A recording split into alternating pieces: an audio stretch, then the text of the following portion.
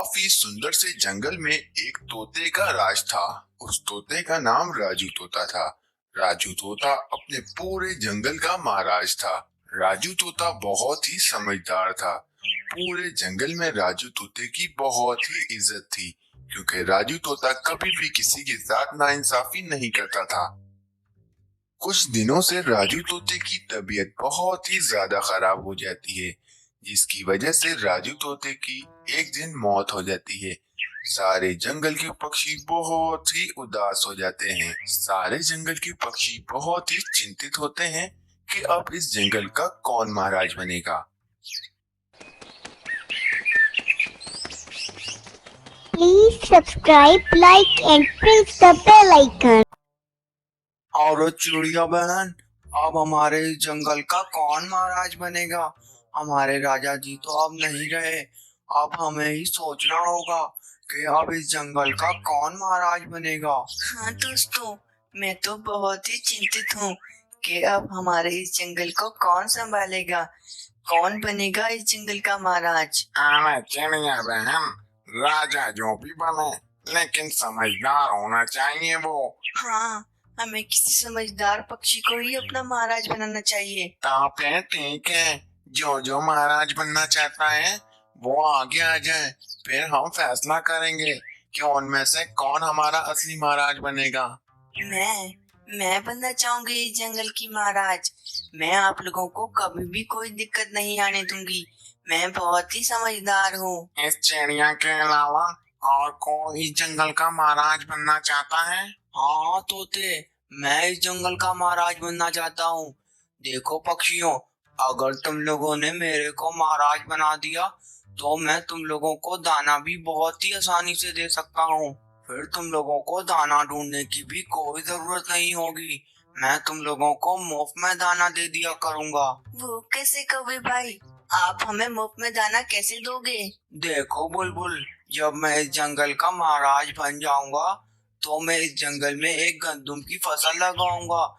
जब वो फसल अच्छी तरह से पक जाएगी तो हम सारे पक्षी मिलकर उस फसल को आराम से बैठकर खा सकते हैं। इसलिए मैं तो यही कहता हूँ कि तुम सारे पक्षी मुझे ही अपना महाराज मान लो। हाँ चिड़िया, तुम हमें क्या दे सकती हो? मैं आप लोगों के साथ कभी भी अन्याय होने नहीं दूंगी। मैं हमेशा आप लोगों के साथ रहूंगी और आप लोगों के साथ खड़े होकर आपकी हमेशा मदद करा करूंगी। देखो पक्षियों, तुम लोग मुझे अपना महाराज मान लो। मैं तुम लोगों के साथ कभी भी गलत नहीं करूंगा। मैं बहुत ही अच्छा हूँ। देखो पक्षियों, हम लोग कुछ दिनों का समय ले लेते हैं और फिर सोचकर बताएंगे कि हमारा महाराज आखिर कौन बनेगा। हाँ तोती भाई, हम लोग कुछ दिनों का समय ले लेते हैं, फिर हम सोच कर बताएंगे। फिर सारे पक्षी वहाँ से चले जाते हैं। मुझे कुछ तो करना होगा।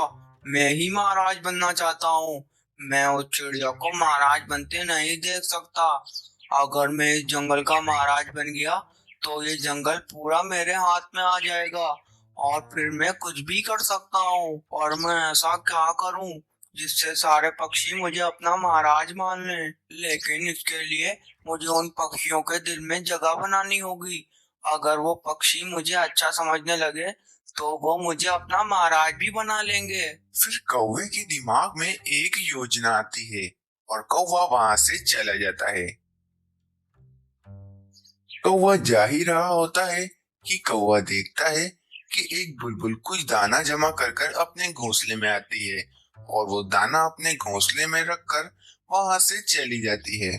बुलबुल के जाते ही कौवा फौरन उस बुलबुल के घोंसले में आ जाता है और वो दाना वहां से लेकर भाग जाता है। जब बुलबुल अपने घोंसले में वापस आती है तो बुलबुल देखती है कि जो उसने घोंसले में दाना रखा था वो दाना अब उस घोंसले से गायब है। बुलबुल ये देखकर बहुत ही गुस्से में आ जाती है।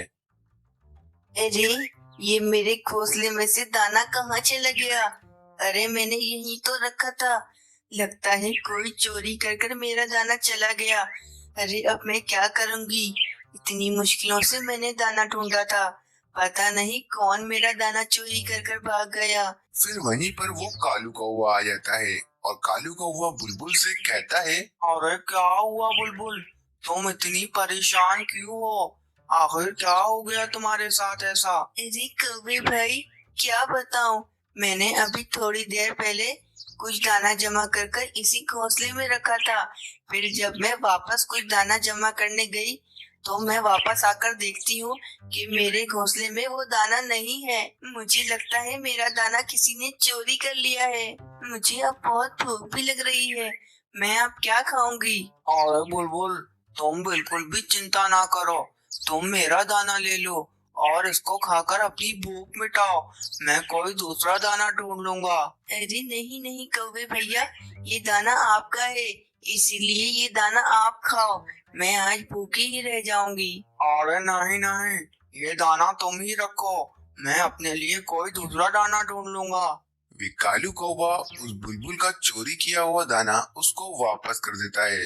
अरे कौवे भैया, आपका बहुत बहुत धन्यवाद कि आपने मुझे ये दाना दिया। आप बहुत ही अच्छे हो। चलो कौवे जी, तुमने अब इस बुलबुल के दिल में तो जगह बना ही ली।